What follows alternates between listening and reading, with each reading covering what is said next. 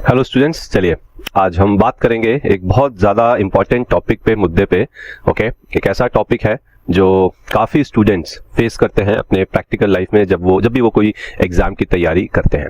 तो यहाँ पे जो हमारा टॉपिक है उसका नाम है common challenges faced by student and how to overcome them. तो यहाँ पे जो मैं चैलेंजेस की बात करूंगा वो हम सीए इंटर कॉस्टिंग, ओके, जो आपका कॉस्टिंग सब्जेक्ट है, उसमें कौन से जनरल कॉमन चैलेंजेस हैं जो स्टूडेंट फेस करते हैं और कैसे हम इन चैलेंजेस से ओवरकम कर सकते हैं उस पर बात करेंगे। तो बहुत ध्यान से देखिएगा, हो सकता है इसके अंदर कोई एक चैलेंज ऐसा आ जाए जो आप एक्चुअली में फेस करते हैं या कर रहे होंगे। ओके, चलिए सबसे पहले मैं कुछ चैलेंजेस हैं जो आपके साथ शेयर करना चाहता हूं। देखिए, ऐसे तो अगर हम चैलेंजेस की लिस्ट बनाएं तो बहुत ज्यादा लंबी लिस्ट बन सकती है, तो मैंने कुछ 4 चैलेंजेस निकाले हैं जो मैंने अपने टीचिंग एक्सपीरियंस में देखा है जो स्टूडेंट जनरली फेस करते हैं।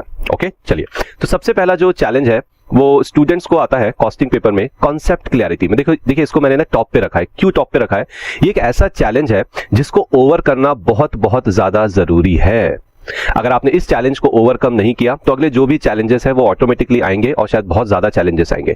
तो अगर आप इस चैलेंज को ओवरकम कर लेते हैं, आप हर एक चैप्टर के हर एक टॉपिक का कॉन्सेप्ट बहुत ही अच्छे से क्लियर कर लेते हैं, मेरी बात मानिए, आगे के जो चैलेंजेस है चाहे वो इन लिस्ट में हो चाहे ना हो, ऑटोमेटिकली बहुत से चैलेंजेस आपके चले जाएंगे। तो जो पहला चैलेंज है जो स्टूडेंट फेस करते हैं वो है कि कॉन्सेप्ट क्लियर नहीं कर पाते हैं। मैं ये नहीं कह रहा कि इसमें स्टूडेंट की गलती है या टीचर की गलती है, व्हाटएवर, आपको कॉन्सेप्ट क्लियर करना है, मतलब करना है। उसके बाद दूसरा चैलेंज है प्रेजेंटिंग दी सॉल्यूशन। कॉस्टिंग में आपको बहुत अच्छे से पता होगा कि आप ऐसे ही कुछ नहीं लिख सकते। अगर कोई क्वेश्चन है, प्रैक्टिकल क्वेश्चन है, तो उसका आंसर का एक प्रॉपर फॉर्मेट होता है, एक टेबल होता है जिसमें रोज होती हैं, कॉलम्स होती हैं, कॉलम्स की हेडिंग्स होती हैं। तो वो जो प्रेजेंटेशन है वो नीट एंड क्लीन होना चाहिए, प्रॉपरली मेंटेन्ड होना चाहिए। ओके, तो कुछ स्टूडेंट्स इसमें फेस करते हैं क्या कि जब हम सर क्वेश्चन तो हमें समझ में आ गया लेकिन हमें समझ में नहीं आता प्रेजेंट कैसे करें, टेबल कैसे बनाए। कुछ स्टूडेंट्स को ये भी प्रॉब्लम आती है कि सर सॉल्यूशन को स्टार्ट कैसे करना है। बहुत ही कॉमन प्रॉब्लम है ये, sir how to start the solution, कहां से स्टार्ट करें समझ ही नहीं आ रहा है। ओके, तीसरा जो चैलेंज है वो है बहुत ही कॉमन है, ये भी टाइम मैनेजमेंट। टाइम मैनेजमेंट से मेरा मतलब सिर्फ वो एग्जाम के 3 घंटे की बात नहीं कर रहा हूं, वहां तो टाइम मैनेजमेंट बहुत बहुत ज्यादा जरूरी है। ओके, मैं टाइम मैनेजमेंट की बात कर रहा हूं जिस दिन आप कॉस्टिंग की बुक पिक करते हैं और उसे पढ़ना स्टार्ट करते हैं, उस दिन से लेके आपके एग्जाम होने तक का टाइम मैनेजमेंट। ये मेरा एक्सपीरियंस है कि इसमें मोस्ट ऑफ द स्टूडेंट्स वो ये टाइम मैनेज नहीं कर पाते हैं। एंड ट्रस्ट मी, अगर आपने टाइम को मैनेज कर लिया, आपका सिलेबस टाइमली खत्म होगा, आपका रिवीजन प्रॉपरली होगा, आपकी डाउट सॉल्विंग अच्छी होगी, आपके मॉक टेस्ट अच्छे होंगे, और अगर आपने ये सब कर लिया तो ऑटोमेटिकली आप एग्जाम में बहुत अच्छे नंबर भी लेके आओगे। और चौथा जो चैलेंज है वो स्टूडेंट्स को आता है थ्योरी में। क्यों आता है, कैसे आता है, क्यों आता है? अगर मैं आंसर दूं तो बहुत सिंपल सी बात है, चैलेंज इसलिए नहीं आता कि थ्योरी डिफिकल्ट है, चैलेंज इसलिए आता है हम थ्योरी नहीं पढ़ते हैं। और जब एग्जाम को 15 दिन बचते हैं, 20 दिन बचते हैं, उस दिन हमें याद आता है अरे थ्योरी भी तो पढ़नी है, सर ने कहा था थ्योरी आती है एग्जाम में, चलो थ्योरी पढ़ेंगे, फिर आपको वो चैलेंज लगता है। But it's not challenge actually, it just the क्या बोलेंगे उसको, कि आपने एक्चुअली में स्टार्टिंग में थ्योरी को सीरियसली नहीं लिया।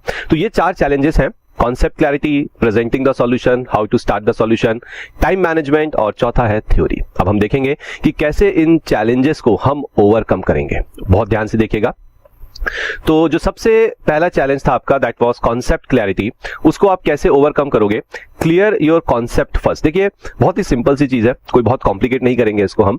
अगर आपका कॉन्सेप्ट क्लियर नहीं है, ये एक चैलेंज है आपके सामने, तो आपके पास सॉल्यूशन क्या है? सर कॉन्सेप्ट क्लियर करना। अब कॉन्सेप्ट कैसे क्लियर करोगे? ऑब्वियसली आपके जो टीचर है आप उनसे बोलोगे कि सर मुझे ये कॉन्सेप्ट नहीं समझ में आएगा। Now that teacher will definitely help you. वो आपको बताएगा अच्छा ऐसा कॉन्सेप्ट इसमें ऐसा करना है। तो वहां पे टीचर का रोल है कि वो आपको कॉन्सेप्ट क्लियर करके दे, और आपका रोल जो ज्यादा बड़ा है वो ये है कि एक बार कॉन्सेप्ट क्लियर हो गया उसको रिवाइज करो।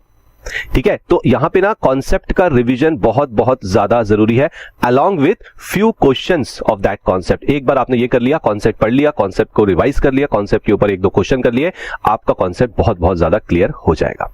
चलिए, दूसरा चैलेंज जो हमने देखा था कि सॉल्यूशन को कैसे प्रेजेंट करें, कैसे आंसर को लिखना स्टार्ट करें, तो इसका बहुत ही सिंपल सा जो मैं अपने हर एक स्टूडेंट को बोलता हूं, start writing the solutions, make your own notes.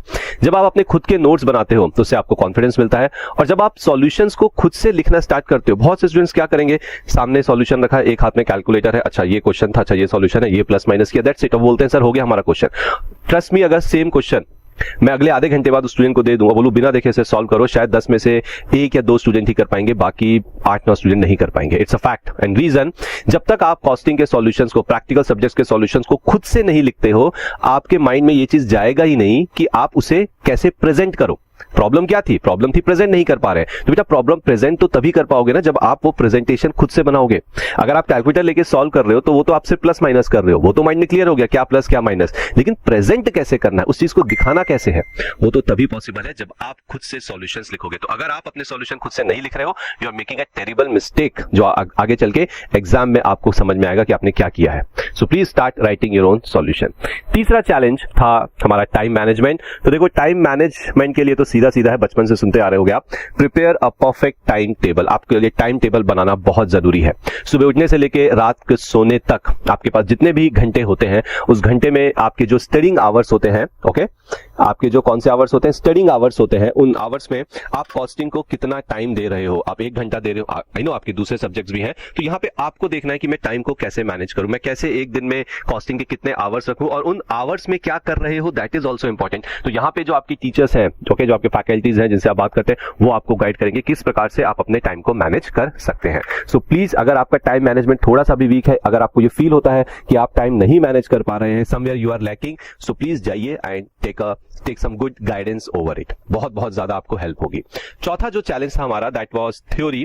तो थ्योरी का जो चैलेंज है उसमें तो देखो मैंने साफ लिख दिया भाई, रिवाइज रिवाइज और रिवाइज। थ्योरी एक ऐसी चीज है जिसको पढ़ने के बाद एक बार आपको लिख के जरूर देखना चाहिए। अगर आप एक बार लिख लेते हो, आपको भी पता होगा ये चीज, बट पता में सब होता है, बट हम उसे एक्सेप्ट नहीं करते। आपको पता है कि अगर आप थ्योरी का एक बार लिख लो, 4-5 लाइनें, अगर कोई एक आंसर, बहुत ज्यादा अच्छे से वो थ्योरी आपको याद रहती है। एक बार आपने लिख लिया, उसके बाद क्या करना है, ये रिवाइज रिवाइज और रिवाइज। बस थ्योरी को रिवाइज करते जाओ। एग्जाम से पहले कम से कम 2 से 3 बार अपने थ्योरी के चैप्टर्स को, टॉपिक्स को अच्छे से रिवाइज करो। और एक बार इनिशियली जब आप फर्स्ट टाइम थ्योरी पढ़ते हो, कोशिश करो उसे लिख कर देखो, बहुत ज्यादा हेल्प होगी। हेल्प ये होती है कि इनिशियली आपका टाइम जाएगा उसको लिखने में, आई कैन अंडरस्टैंड दैट, लेकिन बाद में जब रिवाइज करोगे ना, जहां पे टाइम क्रूशियल हो जाता है, वहां टाइम नहीं जाएगा, वहां फटाफट रिवाइज होगा, फटाफट एग्जाम में लिख के आओगे। तो वहां टाइम अगर बचाना है तो यहां थोड़ा सा टाइम लगाओ।